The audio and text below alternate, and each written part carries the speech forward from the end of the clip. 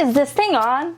Cue rock and roll, the I Love Rock and Roll. Not Taylor Swift version, Britney Spears. I got a new battery cart this week, and honestly, I liked it because I was like, oh my god, I've always wanted a slim one. It was only $30. I know why it's only $30. This thing doesn't work that well. It's the C-Cell, whatever. If you're a company that has batteries for carts, send me one. I would love to be able to promote you if it works. Because I bought this one $30 and I can't even really hit my cart that I have in it. Kind of a bummer. A little bit of a bum skis. Hello, welcome back to the Just Okay podcast. I'm Brittany Ledesma. Today is Sunday, December 4th, and I postponed this till the last minute. Per usual. I actually am filming a new episode tomorrow with like a guest, and it's going to be great. But today, I'm kind of just like, it's been a hectic week. And when I say that, I mean, it's been hectic for me. I've got back from New York like a month ago now. And it's kind of been nonstop. I took a little bit of last week off, which was fun. But I kind of just like, I'm catching up on still like rest and stuff. I've just been out till like 2 a.m. every night doing stand-up, which is fun. I loves it. It's what I want to do with my life. I don't know why I started singing a little bit. But it is draining because I'm such a morning person, so it's kind of hard for me occasionally. But yeah. I'm like so... This year's gone by so fast. Every year feels like it's going by so slow.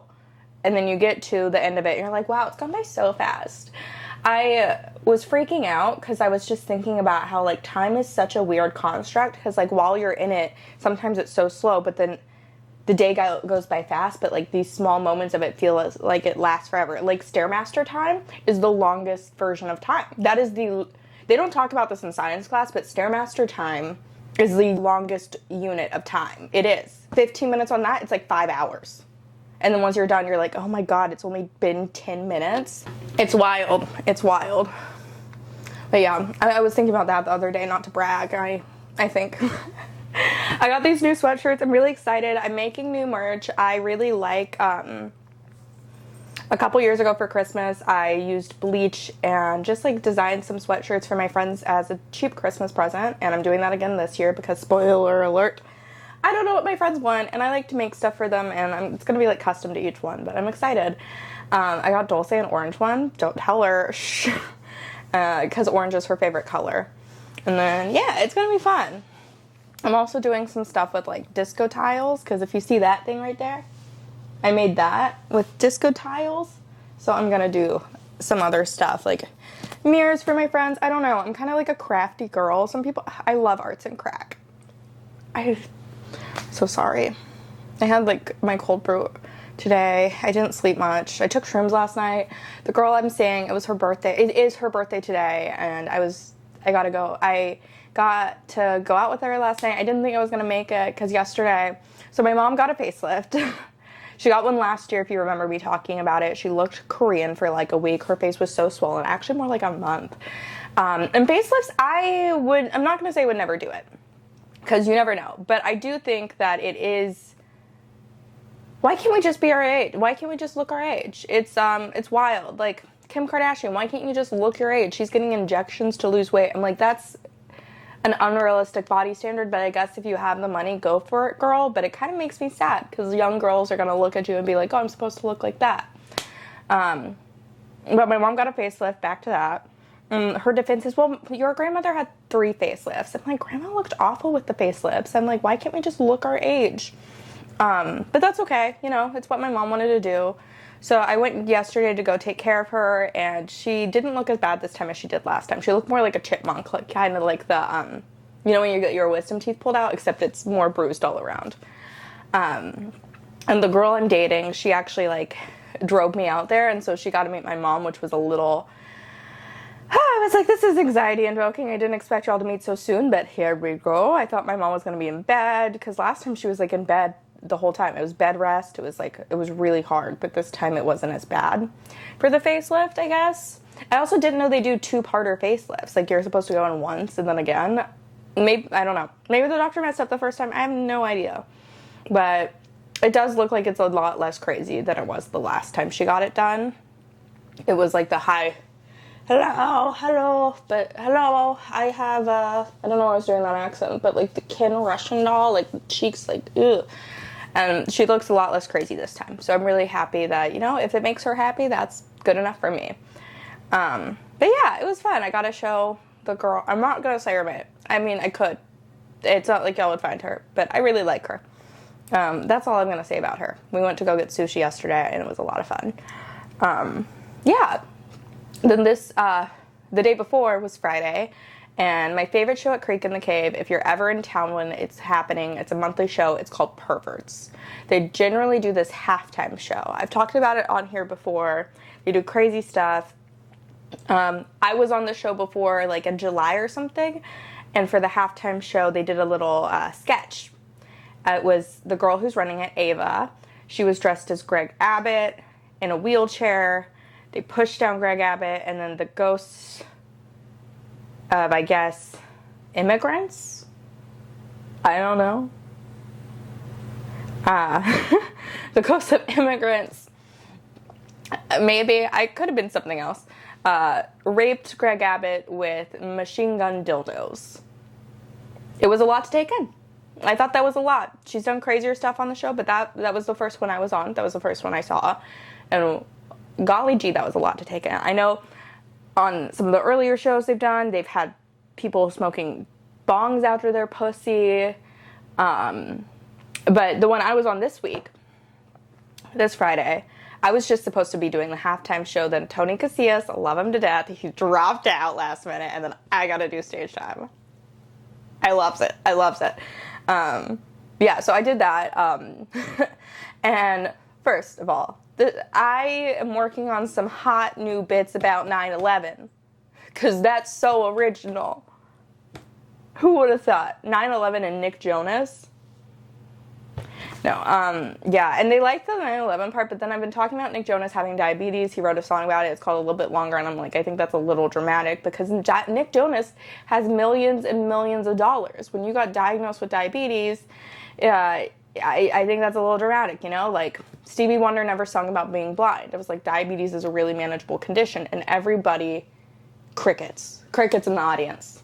I didn't say it that exact way, but when I did say the part about it being manageable, cricket. It was so quiet, and I was just like, guys, it threw me off completely, because I wanted to try some new stuff about it, like about how I feel like Nick was extra dramatic about it, because he was like, oh, I wear a purity ring and I wear skinny jeans. No, how can this happen to me? Like, he got the type he didn't earn. He got the type he deserved. He didn't deserve diabetes. No one does, but it's part of the joke. I'm going to change it a little. I don't like the mean part. I want to try a better angle, but for right now, that's what's working, and I'm still writing about it. Yeah, crickets. And I said, it's crazy because he doesn't sing about having AIDS. And that got also crickets. And I'm like, well, this is why we try new stuff. Darian helped me out with those tags, and I like them, but I also do think it's a little meaner that I would like to go. I'm trying to think of some better parts for it, you know? I do like that it's connected to 9/11. That's why the whole bit starts. I could definitely not do that, but I like them going together. It's a real ridge. I don't know. Yeah, anyways, so I did my set. I had to, after trying several new jokes that kind of did went back to the regular good stuff, the classics, all the classics, Kaga, Warm Puss, and then I did my sober bit, and yeah, they went fine. I don't like having to do stuff that I know works all the time, but it does, like, it's a show. I have to give them a good performance, so you got to go back to the usual, bring the crowd back, and end on a good note. And it's fine, but I really just want some more chances to be able to try out new jokes in front of, like, good audiences. I've been running a new mic at Creek in the Cave, which I like. It's called the Shania Twain Experience. Basically, it's Tuesday nights. If you're ever in town and you want to come see a fun show, it's a fun open mic, because when people go over their 5 minutes, I play them off to Shania Twain or whatever. It's going to be called the Shania Twain Experience, and then, like, I'm going to switch up weeks for the artist, like the Bow Wow edition. So it's like just Bow Wow playing you off. Phil Garcia helps me run that on Tuesdays. The time kind of varies. But back to the story. Perverts. Halftime show. I'm there. And I have to say, legal disclaimer, this is all a joke. All a joke. Legally, this is not real. And this never happened legally. But basically, they do a lot of like weird, not weird, art, sex stuff for art. Sex stuff for art. And I don't know if you've ever seen Jackass. I haven't, because I just was never into watching that. But Ava has, and she is trans, and she wanted to kind of do the, I don't know how to say that right there. But basically, she got faggot tattooed on herself. I've tattooed it for her while she had a dildo in her ass. And someone tickling and her feet and paddling her. So for like 7 minutes, that happened while I was tattooing faggot on her, because she was kind of wanting to do like how Steve O got a tattoo of a smiley face, I guess, when he was riding a bull. I don't know the Steve O one, but she told me that, and I was like, hell yeah, I would love to be a part of that. The tattoo artist dropped out last minute, and I was like, I own a tattoo gun. Allegedly, this never happened. This never happened. We cool in here? This is just a made-up story. This never happened. So I tattooed faggot on her, and that was fun. I was so happy and honored to be a part of it, because that is my favorite show at Creek in the Cave. It's such a cool show, and I was just like honored to have been a part of it. I was really happy that she needed someone, and I was able to step in. And it was just so fun. It was so fun. It was also, you know what, sometimes like having a nice like cricket moments in a crowd, I'll take it. It at least helps me figure out what direction I need to go in with a joke. And that was fun. The girl I was seeing was there, and so were some of her friends. And it was like, oh my gosh, I'm so embarrassed. Like, but she was very sweet. And I love her friends. They're great. Yeah. So that was my Friday and Saturday. I'm trying to think what else has gone on recently. I guess Kanye's still anti-Semitic. That's not fun, but also I love controversy. Okay, Kanye. I was listening to Promiscuous Girl this morning. It's a classic, love it. I probably listen to it like several times a week, because I have a really good Y2K playlist, not to brag. I'm a playlist girl. And so I added that to the playlist, and I listen to it often, but today I was listening to the lyric, and it always makes me pause. It's like, she's like, would you still respect me if we did it? And he says, girl, all I can do is try. Just give me one chance. But I'm like, why would you not have respect for a girl having to take your dick? I have more respect for women when they're whores, because I'm just like, you're doing the Lord's work. You're preventing incels. You know who the real heroes are? Women out here on the front lines fucking. They're the real heroes. If you're a woman out there just doing the Lord's work, preventing other mass shootings, just having sex with these losers, I respect you so much. Getting STD checked also regularly is a really, like, power to you.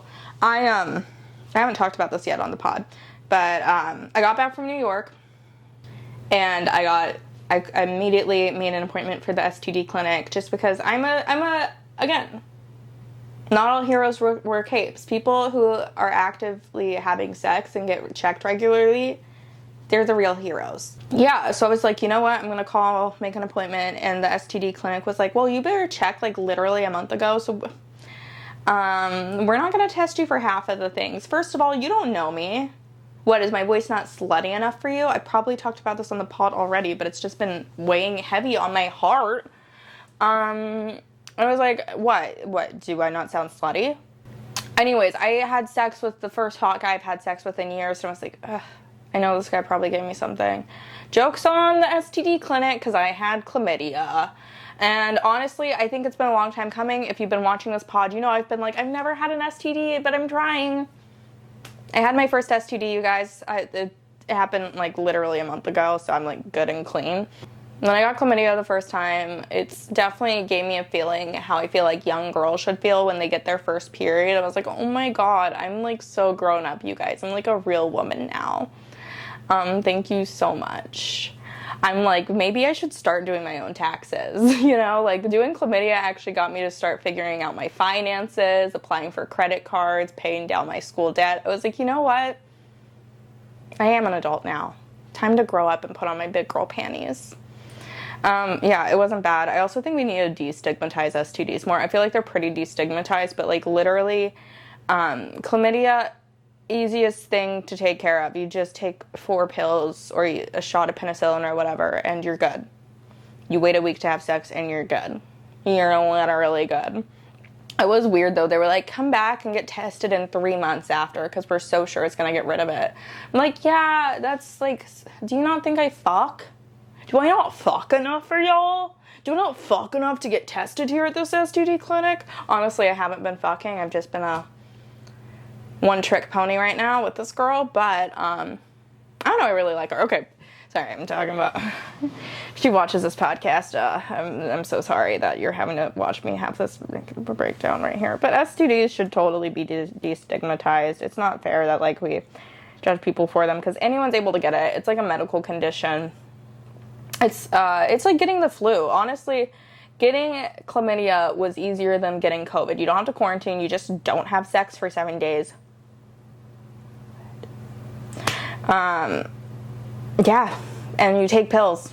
That's it. That's literally it. It's so, I don't get why we have so much stigma behind that, gonorrhea, anything like that. Like, even herpes. Like, I do understand herpes a little bit just because that one is scary, but also, like,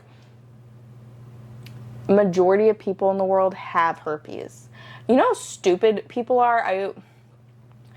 I was talking to one of my friends about chlamydia, and they were, like, freaking out for me. I was like, no, it's, like, super easy to take care of. It's not like it's here for life. It's literally, like, it's gone in a week. It's gone faster than my period, you know? That's because I'm on the implant, and I'll bleed all month, baby. Yeah, like, it's not a big deal. And then, yeah, I was like, oh my God, the Texas education system has failed so much. Because I remember my STD health class STD unit. That's what I remember. And honestly, it didn't teach me shit. I don't remember half of it. But I feel like a lot of these are logical things. Like, getting tubes tied, it's not going to prevent STDs. Literally, the only way to prevent STDs is wearing a condom or not having sex. A condom helps with preventing STDs, but, you know, whatever. It doesn't fully, you know? But herpes is one of those that, like, we all have. Most people in the world have herpes. Whether it's on your lips or on those lady lips or on your dick. I don't have herpes. I have friends who have herpes, and I'm just, like, seeing them out here killing the dating game. They're on drugs that prevent them from sharing it, and you know what? Good for them. I mean, it's important to know your status when it comes to STDs, and it's important to also, like, just know it could happen to anyone. You could have sex one time and get an STD. It's crazy to me that people are like, oh, well, you could probably prevent it wearing blah, blah, blah, blah. You could probably prevent it from, like, just doing oral. If you have herpes on your lips and you gave someone a blowjob, you could give them an STD. If you have a cold sore on your lips, you go down on a bitch, you can give her an STD. It's so common. I've never had a cold sore. I don't know why I went there for that, but you get it. Knock on wood. I hope I don't get one, but, you know, it is very common. I've never had one yet, but you never know what could happen in life. Yeah, it's common. People need to stop acting like it's Zika. Yeah, let's stop acting like herpes is Zika, okay? Remember when we found out about Zika and we were all like, oh my God. Zika was a big deal. We're talking a lot about sexual health this episode. I don't know, I'm for it, but yeah. I always joke that the gayest thing about me is that I've taken PrEP. PrEP is a pill to prevent HIV and AIDS. And not because I've ever had a scare, but because when I was assaulted, I went to the hospital and they gave me PrEP. Because they were like, we don't know the status of the person who raped you. Sorry, bitch. You're taking PrEP. Yeah. But I did think about it, and I am glad I got chlamydia from a hot guy. Because my sister was bit on a... What is it called? My sister was bit on a mission trip by a kid with AIDS in the Dominican Republic. And so she had to get checked to see if she was getting HIV. once every 6 months for like 3 years, which is like crazy. Maybe it wasn't 3 years, but like for like decent amount of time, she had to go get checked for HIV. She doesn't have it, but like, how much would that suck if you got HIV and you didn't even have sex? That would suck. Like, if I'm gonna get an STD, I'm glad it's because I was being a slut, you know? Like, I had fun. We had fun, you know? Imagine getting an STD and just, like, you're like, and then you have to explain the story to people, and it's like, that sucks. You know what? People who have STDs and they didn't have sex, I feel really bad for those people. I still feel bad for people who get STDs that, like, didn't have sex, but, like, I'm glad you had fun while you were doing it, you know? That's really what matters in the world, is having fun. It's like if you got COVID because you went to church, not because you were out at a nightclub. I'd rather get COVID because I made out with a bunch of people, you know? Yeah. Today I am kind of just like laying low, relaxing, chillaxing. I have to do a bunch of writing, and then I'm going over to my gals and we're watching a movie. She's having a movie night tonight, so I'm excited. But I'm actually really bad at paying attention to movies, so that's a big issue. Lately, what I've been playing this game for money on my phone, and she was like, that's gambling. I was like, okay. Potato. Grace Kirk has been playing bingo online and wins, like, money from it. And I was like, oh my God, if she can do it, I can do it. So then I downloaded an app, and I've basically gotten a full-blown gambling addiction, but for playing Boggle. I've been playing Boggle, which is like the word game. It's a 4x4, and it's like you basically find as many words in that 4x4 as you can. And I'm good at Boggle. I'm good at word games, but like, this is such an unnecessary skill to be good at. Like, if you're on a plane, oh my God, are there any doctors? No, but I can find a bunch of words if you need me to. Like, it's such an unnecessary skill, but I'm good at it. I think it's because when I went to dyslexic school, they made us do word searches a lot and, like, word games, and I love word games. Great at Scrabble, not to brag. Scrabble queen. So that was really, like, a whole... So I've just been, like, I've lost $25. And I'm probably going to lose more money in it. But it's my own little thing. I enjoy it. I like it. I goes ups and downs. But God, I just am like so embarrassed that like I'm losing money at Boggle. Because it's also like, I know I have an addictive personality. I'm not going to let it get out of hand. I'm going to cap it on how much money I can put in. But this is my little thrill. I don't drink. I don't really do drugs. Let me have this. I mean, I did say I took shrooms yesterday, but I don't do uppers anymore. And I miss uppers a little bit. I realized I am really glad I've been sober from cocaine for almost 6 months, and I'm really proud of that. I didn't think I would get to this point, and I'm really I'm really happy about that. I didn't think I could do it, and I'm proud of myself.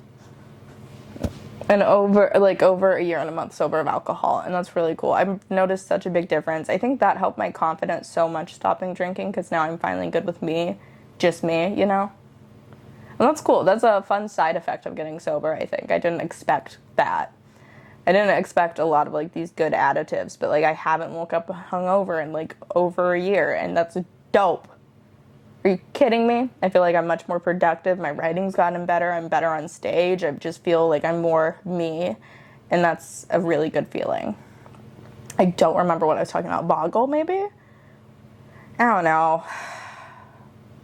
Got a gambling addiction to Boggle. I thought about it, and I was like, oh, it would be really funny if some guy was just playing Boggle and he wasn't good at it, but he just liked the high stakes because it's the only way to make Boggle fun again. It's like when I found out cocaine and Mario Kart go together. I can't play any other way. But then I realized, that's addiction. If you can't play Boggle without the putting in money for it, that's addiction to gambling. And I'm like, yeah, I was like, oh, that's not funny. Joke's on me. It's like, I am an addict, so, of other things, not gambling necessarily. I don't know yet, but we'll see. I'm going to keep y'all updated on this Boggle storyline of my life.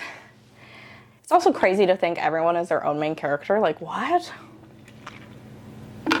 Anyways, I hope y'all enjoyed this podcast. I really love you guys, and I'm so grateful for all of you. And if you enjoyed this episode, please leave a comment below, subscribe, like, follow me on Instagram, blah, blah, blah, blah, blah, blah, blah. I love you guys. I hope you have a great day. And I'm thinking about you in a non-sexual way. Okay. Bye.